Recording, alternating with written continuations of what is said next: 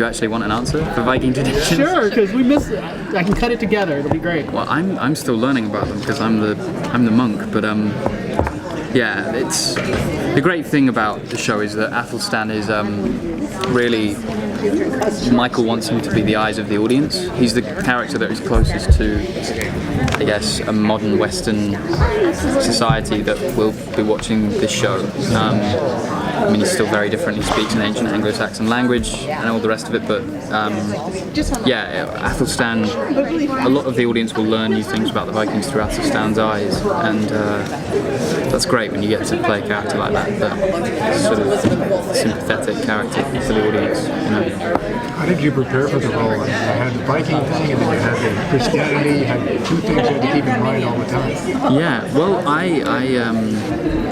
I actually purposefully avoided quite a lot of the lectures we got from Michael and the historians in pre-production weeks, because I thought it would be a lot more exciting to actually learn as an actor as we went, like Athelstan does. And I know the rest of the Viking cast had, you know, rowing lessons and sword fighting lessons, and they learned about all the gods, and they did all of this kind of preparation to become this amazing people that you see on television. But I thought, you know, it's really all new for Athelstan, and if I was doing scenes where I was learning about the mythical Norse gods, which are a fantastic bunch of gods, if I kind of knew it all, I don't know, I really liked learning in the moment on set, doing a scene with Travis and him telling me about Odin, and being surprised by the fact he's got one eye, or, you know, it's yeah,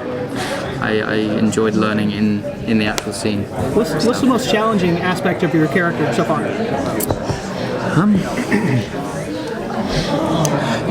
I know it sounds silly, but it's very challenging as an actor when people ask you very much to be yourself, and it sounds ridiculous, but just before Vikings I was filming Les Miserables, the movie, in London, and I was playing a character that's very not me, a drunk womanizer who's very confident and loud, and sometimes that's a lot easier as an actor to do, because it's very far removed from who you are. But when you turn up on set and the creators, the director, just say, we really want to see George as Athelstan, please just pretend that you're yourself, bring as much of you as possible. You kind of, it's hard because you start analysing yourself and analyse, okay, well, what do you mean bring yourself? What of myself do you want me to bring? And so that's been the most challenging thing, is that Michael really wanted George on set, and yeah, it means that when you're about to be asked to have a threesome or have your head cut off, it's kind of close to the bone. Yeah. Your character, it seems like he's starting to question his faith. Are we going to see him starting to adopt and enjoy the Viking way of life? No comment. I've always wanted to say that. So.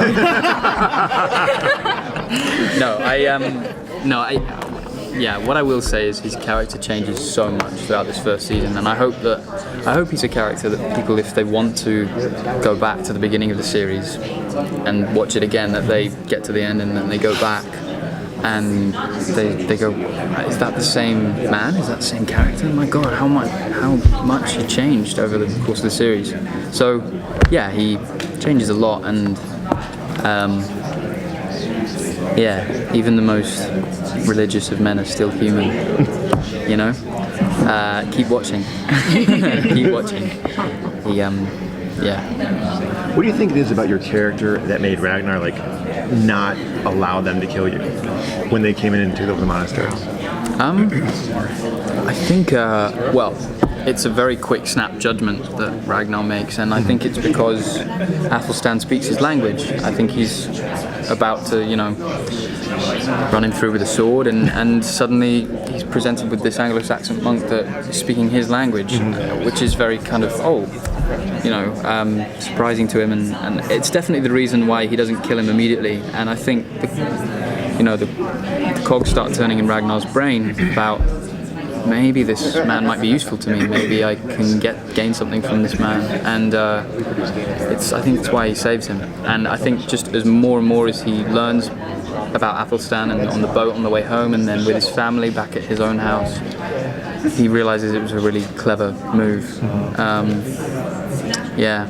And one of the other guys on this table described it as a relationship of fate, which I'd not heard before. I'm quite interested by now. That, you know, these two men are sort of drawn to each other, being from completely different worlds.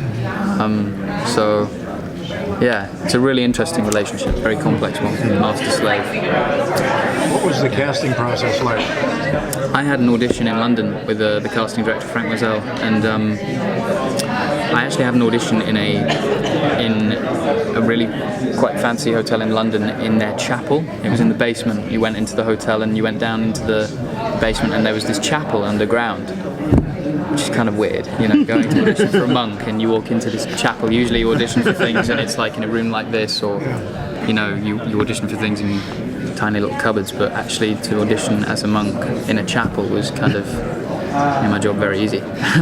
So yeah, it was great. It was a really nice audition, and very grateful that I decided that George Blagden was like Athelstan.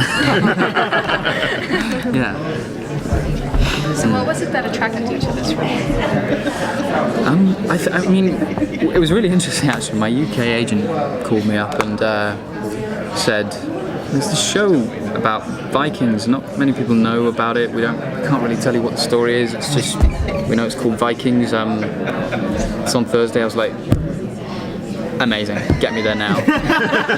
Because you just have to say Vikings to anyone, and everyone knows who they are, or thinks they know what they are, and everyone's heard of them. And so I think that was what was appealing, was that also it's never been done, really. If you think, I mean, yeah, there've been Viking movies and things, but on a scale like this, for television, episodic television, it's never really been done. And so that was exciting as well, being involved in something that's, you know, not been done before, or is the first kind of telling of the story, you know.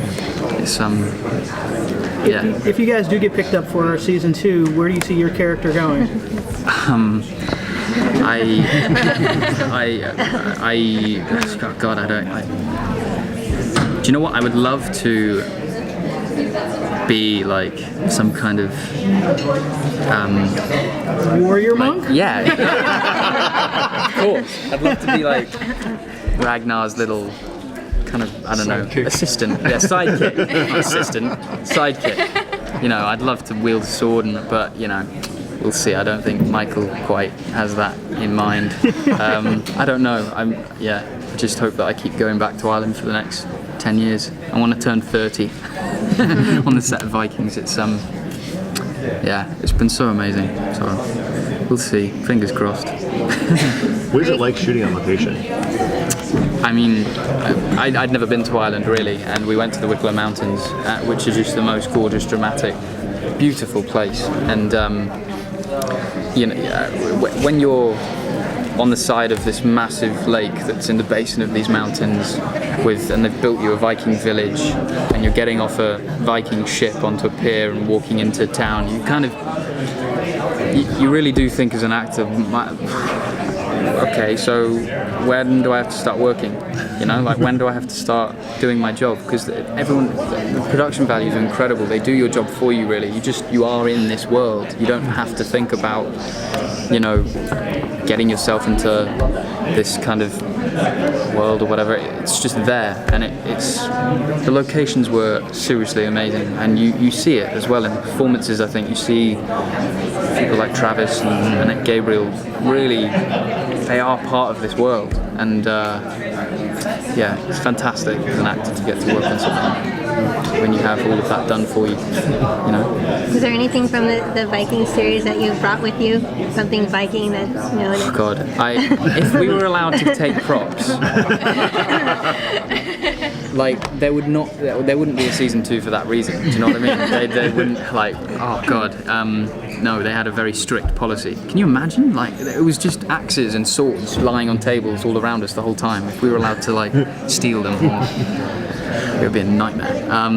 Turn up at Dublin Airport with anything a like Viking army. style-wise, or anything that you like, pieces of jewelry that, you know, that time period that that I would have liked to have taken. No, well, that you bring into this time or something. That, Oh, I see. Bring it back, you know.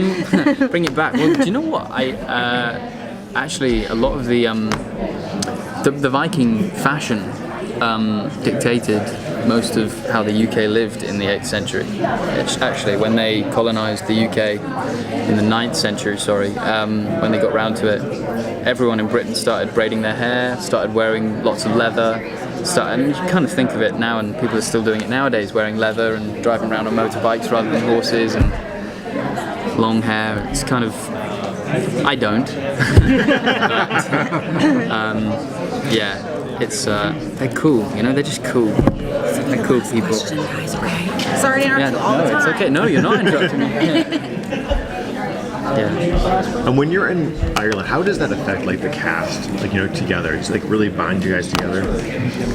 It was like a 5-month summer camp. It was seriously the group of people and the crew, and it's so important in this job when you get to work with a group of people that you get on with and you just cherish it, because, you know, it's such a temperamental industry, lots of different people coming from all over the world to work on one job and then leaving and never seeing you again, like each other again. When you get to be with a group of people that you just enjoy spending every second with, you want it just to carry on and carry on and carry on. And it was great and very dangerous being in Dublin, one of the drinking capitals of the world, with a lot of, you know, 30-year-old men. It was just so much fun. It was so much fun. I'm praying that we get to go back this year. Praying. Yeah. I really hope you guys do. On screen, you can really see the chemistry between everybody. Like, especially. I was shocked, actually, when I first saw the first episode. I was like, oh my god, these guys have such a bond. You can already see it out happening. It's really great. Yeah, and it's I think it's all, you know, dictated by. I mean, you saw Travis and Katheryn up on the panel. You know, they're so great together. And when you have, you know, leads of a show like that who are that into it and that into each other, and that, you know, when they create that chemistry, you kind of just like gravitate towards it and want to be a part of it, and which, you know, ignites chemistry in everyone. We're so lucky to have the pair of them as our lead characters. Honestly, it makes such a difference when you have people like them. Talented, beautiful, amazing people. When you're on set and you're not shooting, do you hang with the other monks or do you hang with the Vikings?